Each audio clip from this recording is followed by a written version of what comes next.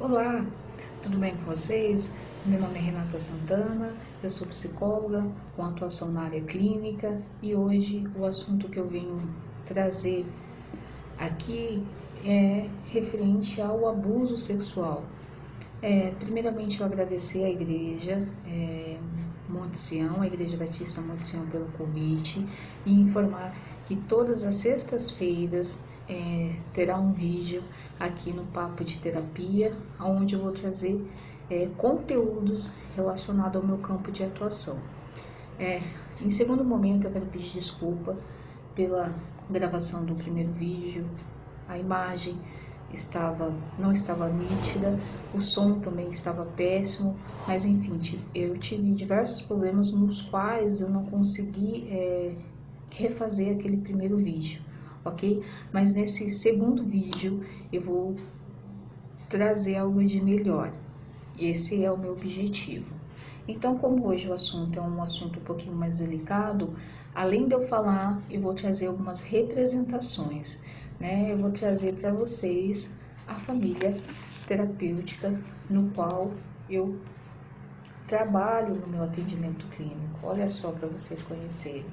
Falta ainda uma parte dessa família, mas hoje eu trago alguns dos personagens. Eu vou contar uma história que é baseada numa história real, para que eu possa ilustrar uma situação de abuso. Conheci Maria Cláudia em atendimento psicológico. A mesma veio trazer, a mesma trouxe uma queixa início de uma ansiedade generalizada. E quais seriam os sintomas dessa ansiedade? Dificuldade de dormir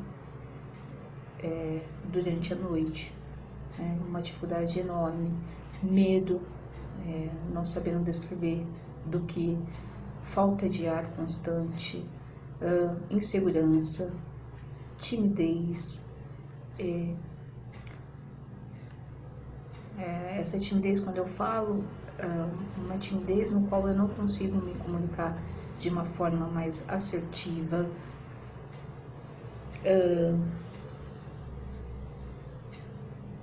baixa estima,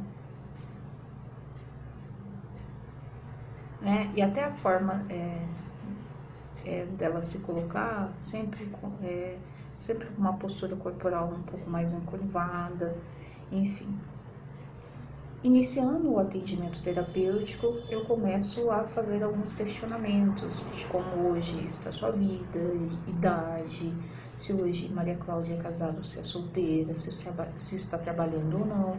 E Maria Cláudia relata que atualmente não está trabalhando, está desempregada, mas gostaria de sentir confiança para voltar ao mercado de trabalho. Hoje ainda ela não tem confiança e ainda nem sabe qual seria o campo de atuação. Fala que nos trabalhos anteriores sempre foi uma mulher muito atenciosa e muito prestativa, porém esse choro, medo, insegurança também afetava na área profissional.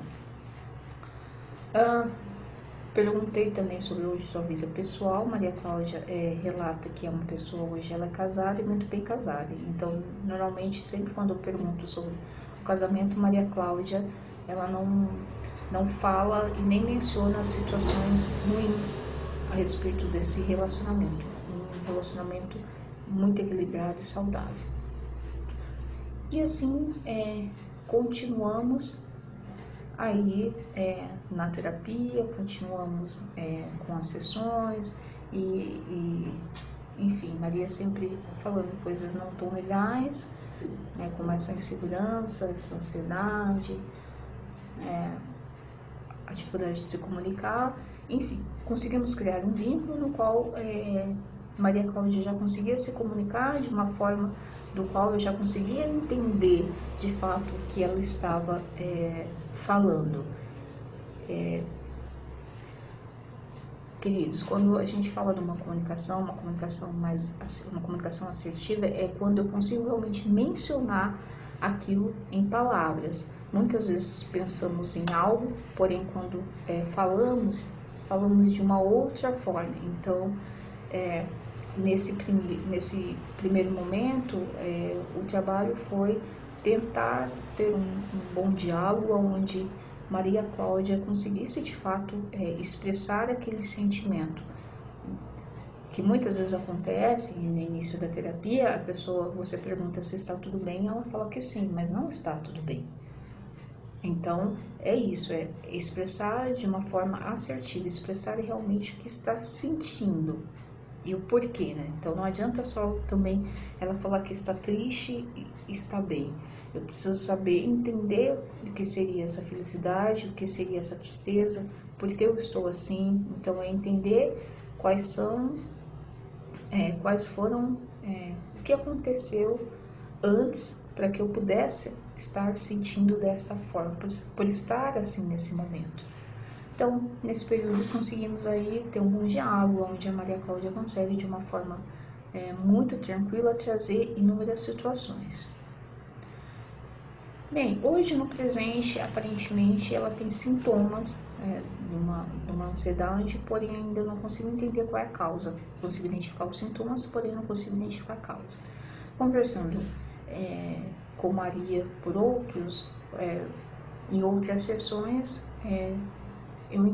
teve uma vez, teve um dia que Maria Cláudia ela chega para atendimento e informa que aconteceu uma situação muito delicada, e nesse dia Maria Cláudia chega muito nervosa, muito alterada, uma irritabilidade alta, bem emotiva, chorando muito e com uma dificuldade de falar para mim o que havia acontecido.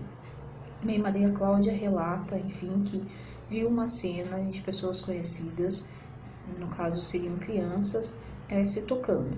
Duas crianças, enfim, ela presenciou uma cena que duas crianças estavam, duas crianças, eu não trouxe o outro pequenininho, vou colocar esse maior, mas como se fosse uma criança, ok? Os dois tendo brincadeiras, um querendo conhecer o corpo do outro, crianças aí com uma idade entre 3 a 5 anos. Bem, perguntei para Maria Cláudia o que havia acontecido de fato e por que tanta angústia. E ela relata que essa situação foi uma situação desagradável, e perguntei o que aconteceu e o que ela fez. Ela falou que ela sentou e conversou com as crianças, mas ela estava com medo de reportar aos pais.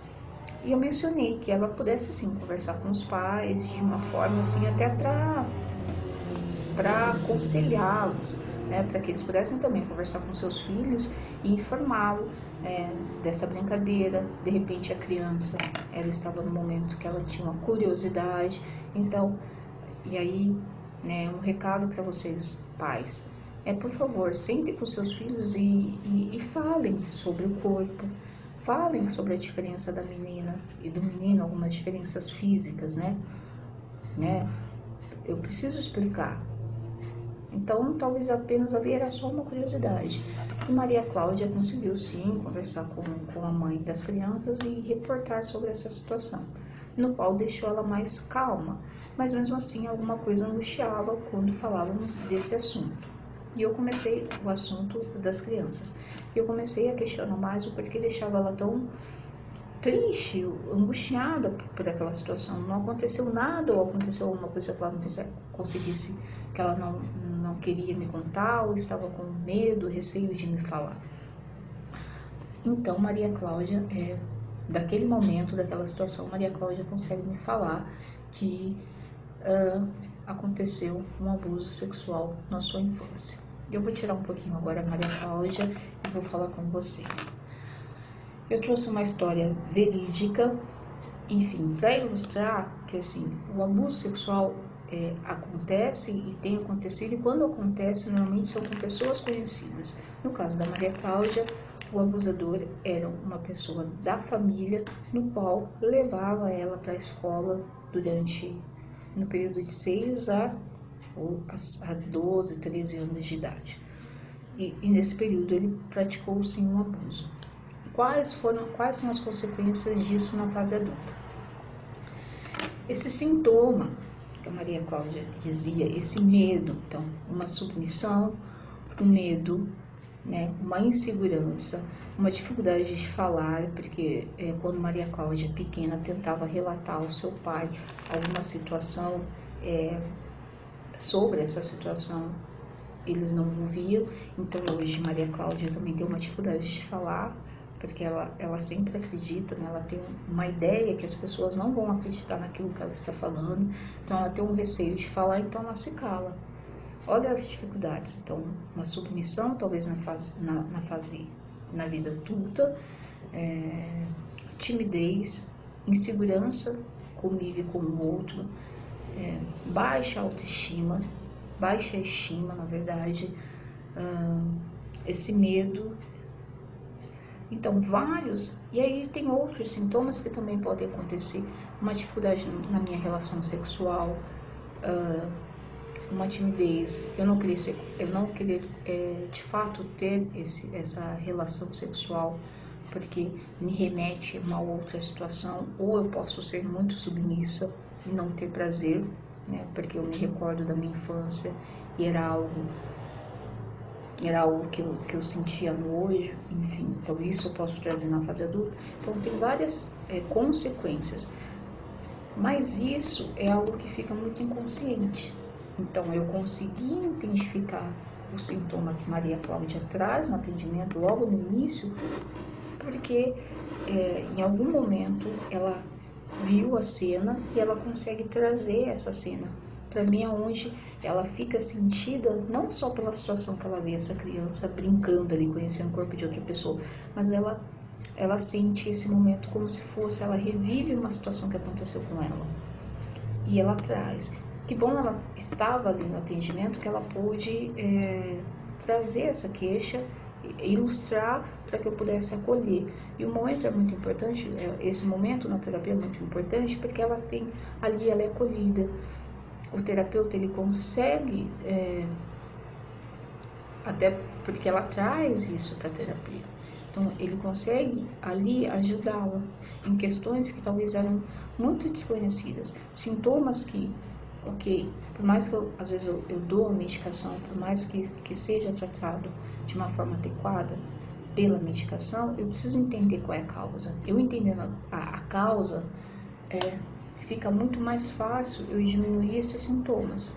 Então hoje o que precisa ser trabalhado, nesse caso que é trabalhado com uma pessoa violentada na infância, recuperar a sua autoestima, recuperar essa mulher que tem sonhos, que precisa acreditar nela mesma, potencializá-la, enfim, ressignificar várias coisas que talvez foram perdidas, que talvez, né, e teve um momento que ela falava para mim que ela não imaginava que esse segredo seria escondido das 7 chaves, que ela jamais imaginaria que falaria.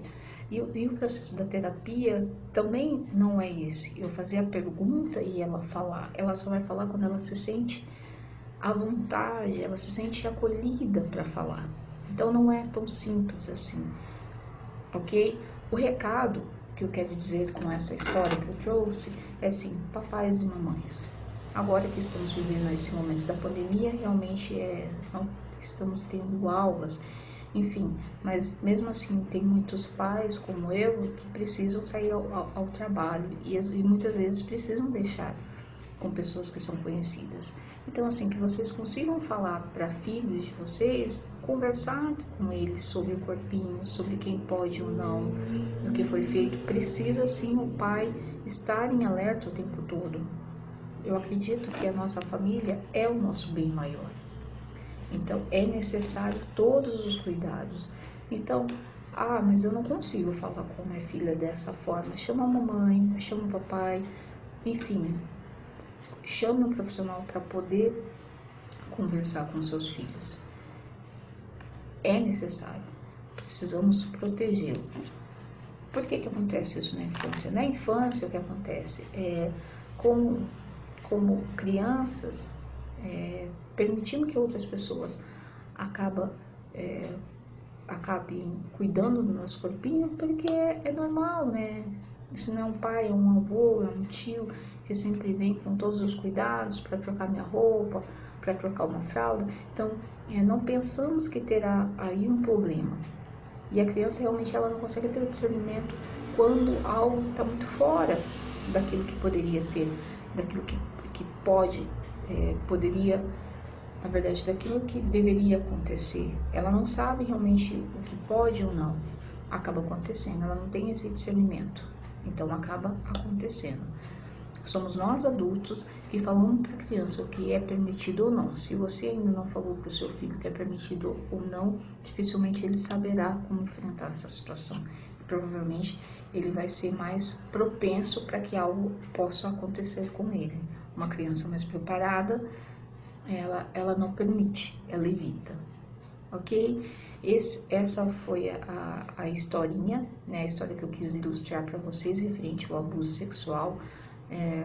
Trouxe algo bem simplificado de um assunto bem delicado, onde eu peço para vocês, papais, cuidem da família, cuidem, né? A família é um projeto de Deus, eu creio muito nisso, então cuidem, falem, comuniquem, ilustrem. Eu não consigo falar, então procurem livros que tragam essa forma, uma forma mais didática para poder contar uma historinha tão simples, mas que para um adulto e para a criança vai fazer muito a diferença, ok? Esse foi o meu recado, essa foi a minha contribuição. Eu espero que vocês também possam escrever e deixar dicas para os próximos vídeos, conteúdos que vocês gostariam que eu pudesse trazer, ok? Deus abençoe você que me assistiu, Deus abençoe a casa de vocês. Um beijo grande, até o próximo vídeo.